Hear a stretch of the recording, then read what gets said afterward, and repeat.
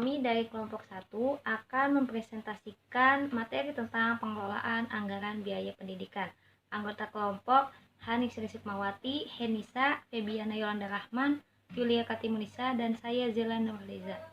Sebelum kepada pengelolaan anggaran biaya, saya akan menjelaskan sedikit tentang manajemen keuangan. Apa sih manajemen keuangan? Manajemen keuangan adalah suatu kegiatan perencanaan, penganggaran, pemeriksaan, pengelolaan, pengendalian, dan penyimpanan dana yang dimiliki oleh organisasi atau perusahaan. Selanjutnya ada prinsip-prinsip pengelolaan keuangan. Yang pertama ada prinsip keadilan. Prinsip keadilan ini adalah prinsip yang dilakukan dengan memberikan akses pelayanan pendidikan sebesar-besarnya dan secara merata kepada peserta didik tanpa membedakan latar belakangnya, seperti latar belakang agama, suku, ras, jenis kelamin, dan lain sebagainya. Yang kedua ada prinsip efisiensi. Prinsip efisiensi adalah prinsip ekonomi yang dilakukan dengan mengoptimalkan akses, mutu, relevansi, dan daya saing pelayanan pendidikan. Yang ketiga, ada prinsip transparansi. Prinsip transparansi ini dilakukan dengan memenuhi asas kepautan dan tata kelola yang baik oleh pemerintah. Yang keempat, ada prinsip akuntabilitas publik, di mana prinsip ini dilakukan dengan pertanggungjawaban atas kegiatan yang telah dilaksanakan oleh penyelenggara. Dan yang terakhir ada prinsip efektivitas, yaitu prinsip yang seringkali diartikan sebagai pencapaian tujuan yang telah ditetapkan. Selanjutnya ada dasar hukum dan peraturan sumber-sumber pembiayaan dan pendanaan. Sumber pembiayaan pendidikan itu pertama berasal dari pemerintah pusat yang biasa disebut dengan BOS. Di setiap daerah itu namanya sama, BOS. Yang kedua itu ada berasal dari pemerintah daerah yang biasa disebut dengan BOP. Tetapi nama di setiap daerahnya itu berbeda-beda, seperti daerah Bekasi yang menamainya itu bukan BOP tetapi SBB yang mempunyai kepanjangan dari sekolah bebas biaya. Dan yang terakhir dari masyarakat, misalnya dari masyarakat itu ada SPP dan lain sebagainya.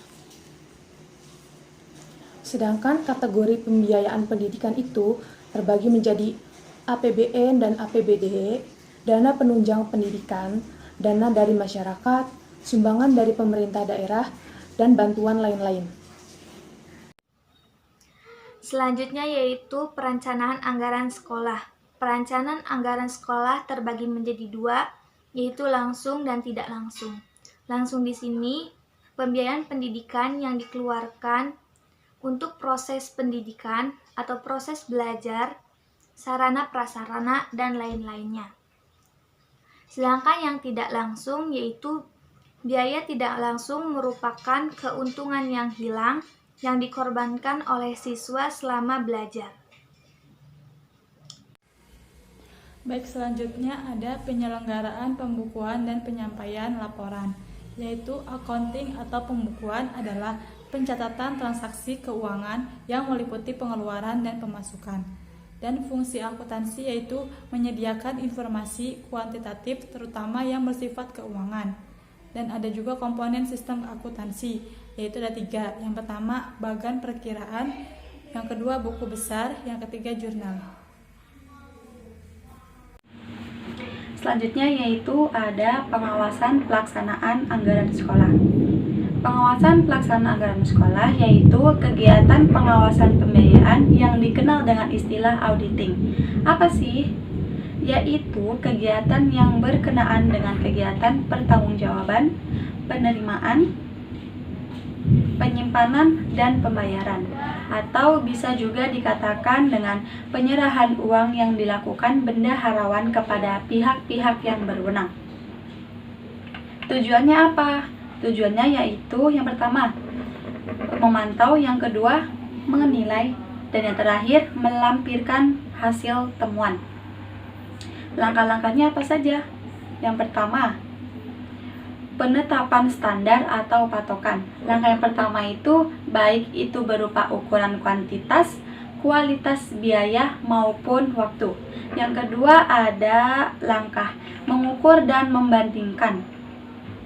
Mengukur dan membandingkan antara kenyataan yang sebenarnya dengan standar yang telah diterapkan.